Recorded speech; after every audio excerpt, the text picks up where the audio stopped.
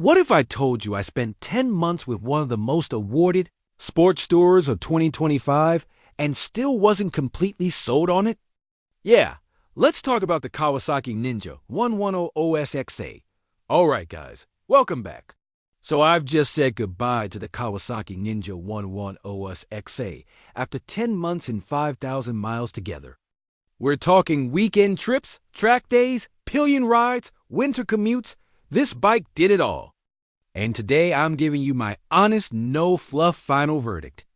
Let's get into it. Now, a little history first.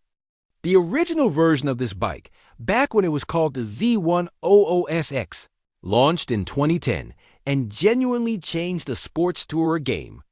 It gave sports bike lovers a practical option without making them feel like they'd sold out.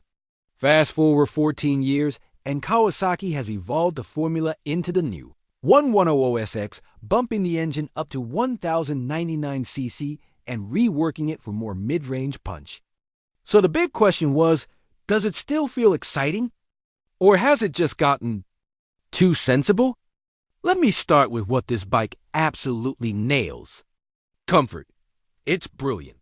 I rode it back from Northumberland in pouring rain and it never once felt like a chore. The adjustable screen does a solid job blocking wind, and that 20-liter tank easily pushes past 200 miles between fuel stops. Massive win for touring. The build quality is also seriously impressive. I rode it through a proper British winter, frost, snow, salt on the roads, and not a single spot of rust or corrosion. That's rare, and that's respect. On the performance side, Kawasaki made smart choices with that extra 56cc. They stretched the stroke by 3 millimeters to boost low RPM torque, and when I took it to the dyno, the numbers backed it up 6 to 8. More horsepower in the mid-range compared to the old 100 OSX. It only falls behind at the very top of the rev range. And honestly, how often are you up there on a tourer? The power delivery is smooth, the quick shifter at low speeds is sublime, and everything just works seamlessly. Now here's where it surprised me most. Donington Park. I bolted on some Michelin Power GP2 South and took it out for a track day. And guys, the front end on this thing is something else. Precise, easy to flick into corners, and massively confidence-inspiring. The rear lens shock kept everything composed, even on standard settings. I'm not saying it's a track weapon, it's not. But for the occasional track day, you will not be disappointed.